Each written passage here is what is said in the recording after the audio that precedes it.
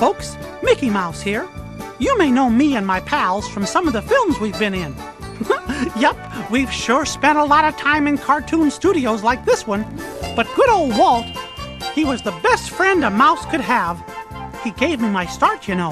Why, if it weren't for him, there'd be no Disney movies to grow up with and no happiest place on earth. Gosh, I guess I'd be out of a job. Well, as Walt used to tell the story, it all started in the year 1901 in Chicago when a baby named Walt Disney was born.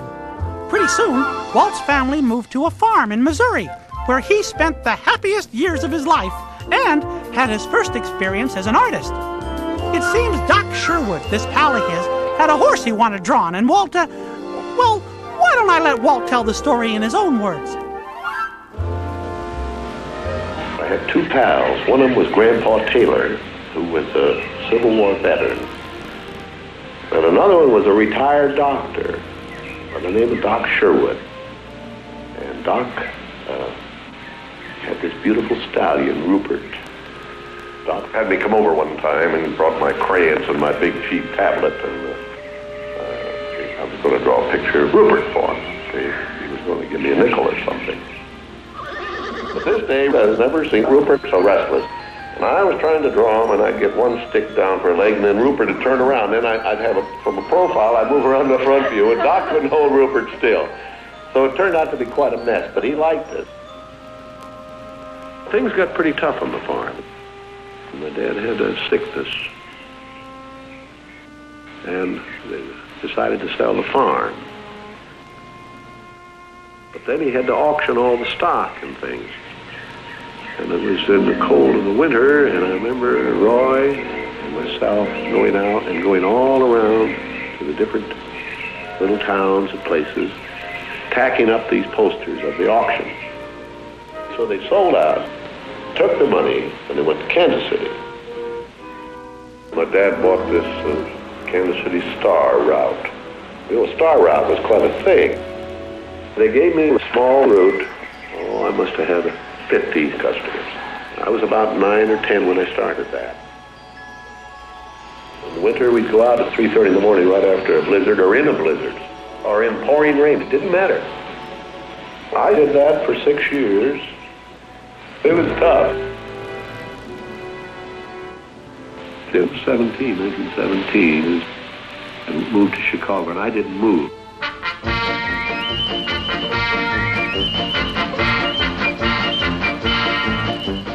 In the meantime, Brother Roy had joined the Navy, so I wanted to join it.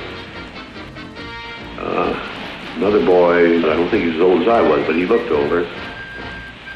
We went to the Navy, and they turned us down. He seemed too young.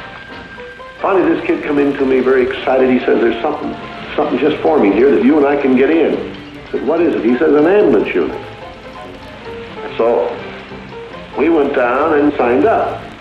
And we were on our way to France. And we became replacements. I was assigned to evacuation hospital number 5 in Paris. I had my drawing board right by my bunk. So I started painting pictures all over my truck. That doughboy I used in a lot of these cartoons, this doughboy with this beaming face. I was in Paris, 3rd of September, and Pershing pulled out. The whole headquarters company left. All the guys I knew had gone. Paris, which had been this exciting thing with all these soldiers and things, suddenly there wasn't a soldier to be seen. And I suddenly became very lonesome. So then I went in and put a request in to be discharged. And I left shortly after that to come home.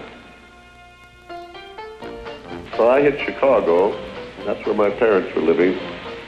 And my father said, Walter, Mr. Scrogan, he's got a job for you, $25 a week and all of that. And I said, Dad, I want to be an artist.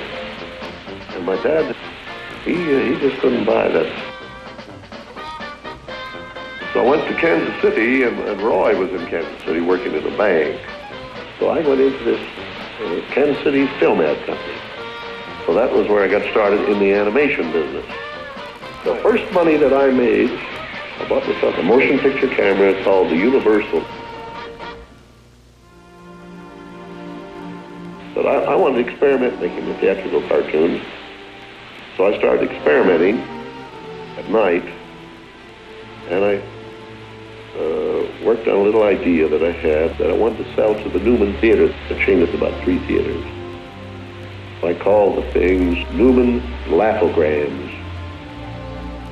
Well, I was desperately trying to get something that would get a hold, could catch on. So I was thinking if I had something with a novel twist, I might crack the market. They had the cartoons working with the humans. The cartoon would always come off the drawing board and run around in a real room and work with a real person. I said, well, maybe I'll pull a reversal on that. I'll put the humans in with the cartoon. I found a little girl that had been posing for some of the commercial things.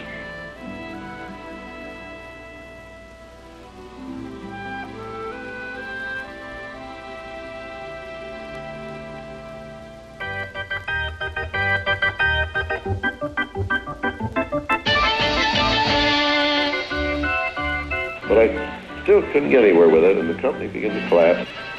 There was no money coming in, so there was nothing left but to go into bankruptcy. I'd failed. But I learned a lot out of that. And I think it's important to have a good, hard failure when you're young, you know?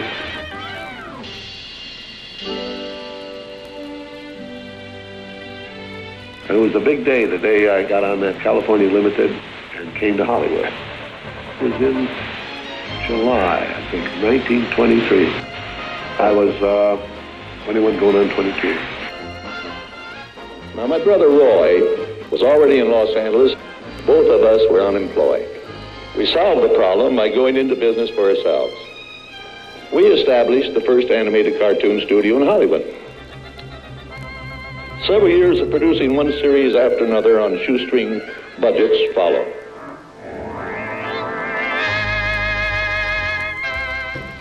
Mickey Mouse came into our life. He popped out of my mind onto a drawing pad on a train ride from Manhattan to Hollywood at a time when the business fortunes of my brother Roy and myself were at lowest ebb and disaster seemed right around the corner. Mickey's first actual screen appearance was at the Old Colony Theater in New York in Steamboat Willie. I did the voice.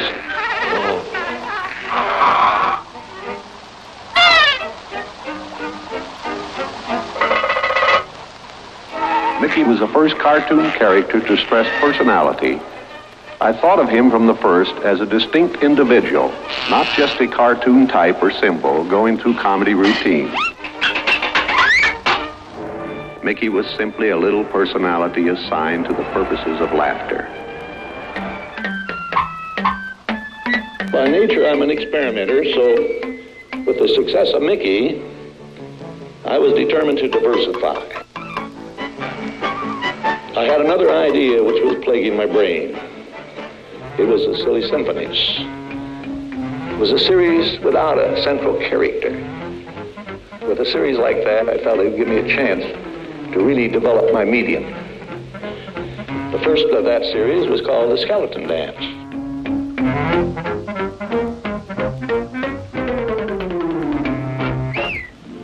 Technicolor about that time came out with their 3-color process. I was very excited about it. I had a picture in work called Flowers and Trees. I had finished about half of it in black and white. But I just felt that this color would do so much for the cartoon medium that it was worth doing the picture over.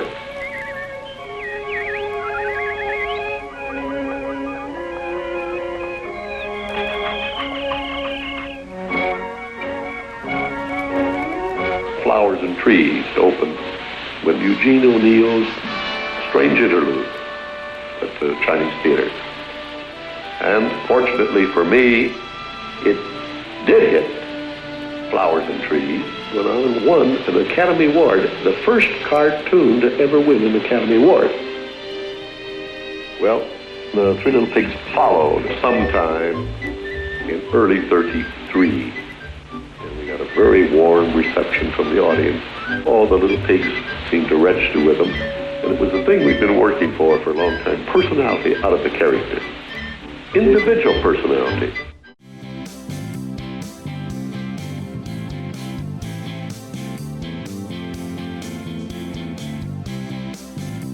I saw the handwriting on the wall early. Because a short subject is just a filler on any program. I just felt I just had to diversify my business. Now, if I could crack the feature field, I could do things. I had done a little story research on different fairy tales I might do, and Snow White was one of them. It was a thing I remembered as a kid. I saw it in Kansas City one time when I was a newsboy. They had a big showing for all the newsboys, and I went and saw Snow White. It's probably one of my first big feature pictures I'd ever seen.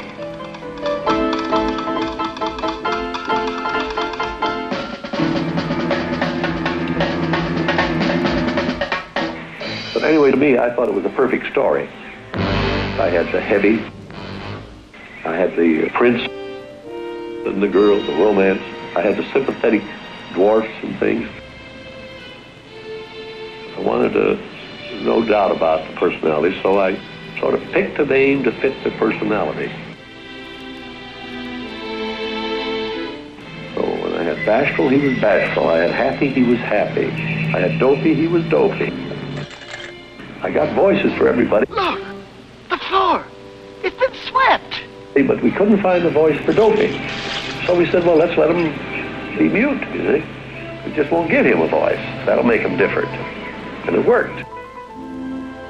We started Snow White sometime late 35, and we had it running in the theaters December 37.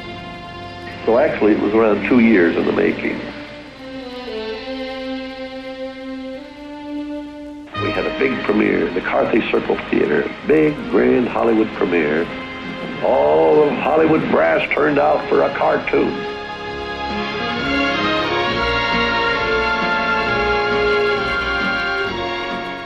With the profits of Snow White, I built a studio. The studio ended up costing us around $3 million. By 1940-something, we owed the bank $4.5 million. But I had all these pictures in work. During the war, we did briefing films for the Marine Corps on the landings on the island, and they were all very top secret. We did a heck of a lot of islands I've never heard of. I think we did over 4,000 insignias. And after the war, there was quite a problem picking up the pieces. I want to go beyond the cartoon. I thought if I could get into the live end, that there's things I could do.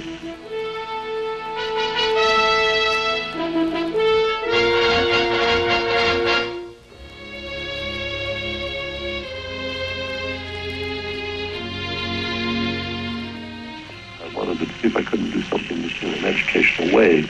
So I sent this crew to Alaska. And I got a group of educators together. We discussed what we might do. And out of it, I came up with this. It can be educational, but don't label it as such. So I took the film that I'd shot about the seals on this island and made it as an entertainment package. I coined this title, True to Life Adventure. And I wanted enough different types of things that I could do with my organization that I could fall on my nose with one of these pictures, but I had another one right behind it that would hit. So then I started out, and the first one I think I did there was Cinderella. Then the next one on the schedule was Alice. But I had another one coming right behind it. I had Peter Pan. Cinderella hit, made a lot of money. Alice, one of them came out and just made a nosedive. You see? Cinderella, you pulled for Cinderella. You felt for Cinderella. Alice, there are millions of people who didn't care about Alice. There's no heart to it. Without that heart, you see, I don't think anything will last. In other words, with every laugh, there must be a tear somewhere, and I believe in that. Oh, Scott.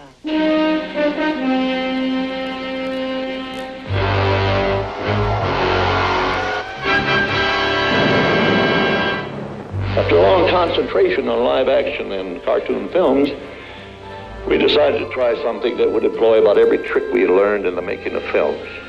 We would combine cartoon, live action, in an enormous fantasy, Mary Poppins. And what a far cry that was from Snow White. As the original Mary Poppins budget of $5 million continued to grow, I never saw a sad face around the studio. This made me nervous. I knew the picture would have to gross $10 million for us to break even.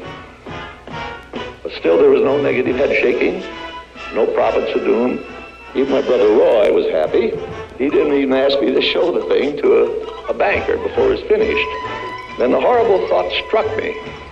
Suppose the staff had finally conceded that I knew what I was doing. When Mary owns your hand, you feel so grand. Your heart starts beating like a big brass band. Television was the start of Disneyland. The idea for a Disneyland lay dormant all those years. It came along when I was taking my kids around to these kiddie parks, and I'd take them around. We used to go out on every Saturday and Sunday,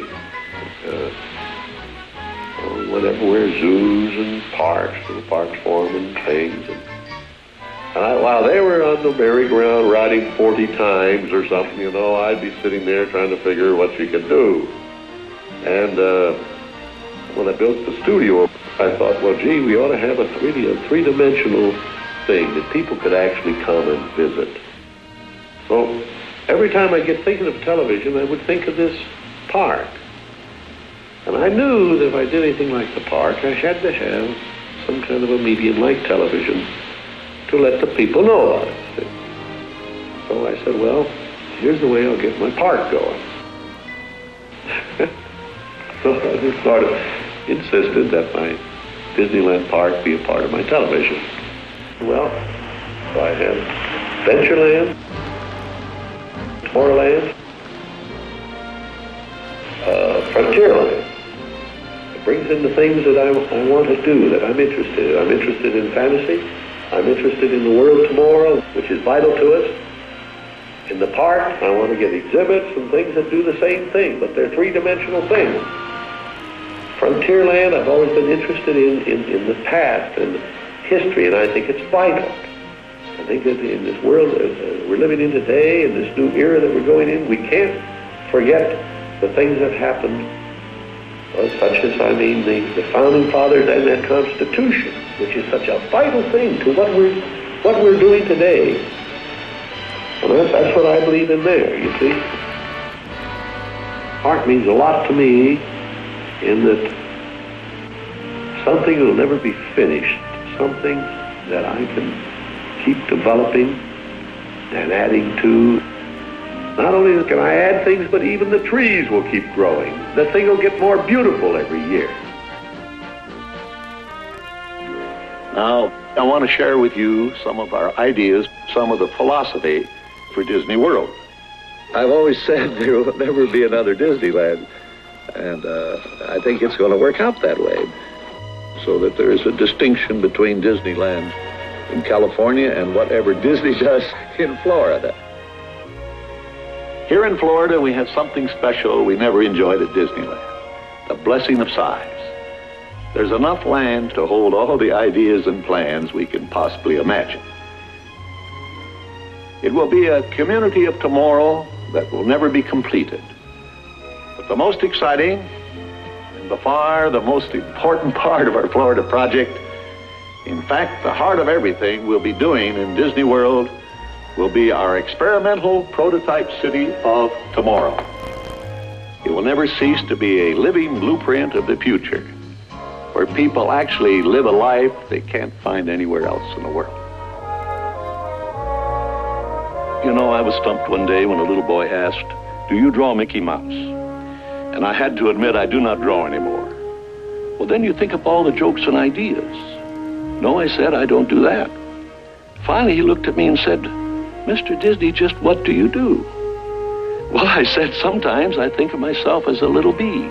I go from one area of the studio to another and gather pollen and sort of stimulate everybody. I guess that's the job I do. Well, after 40 some odd years in the business, My greatest reward, I think, is that I've been able to build this wonderful organization. Also to have the public appreciate and accept what I've done all these years. That is a great reward. But all individuals are different. Some of us just wouldn't be satisfied with just carrying out a routine job and being happy. Yet I envy those people. I had a brother who I really envied because he was a mailman. But he was the one that had all the fun. He had himself a trailer, and he used to go off and go fishing, and he didn't worry about payrolls and stories and picture grocers or anything. And he was the happy one. I always said, he's the smart Disney.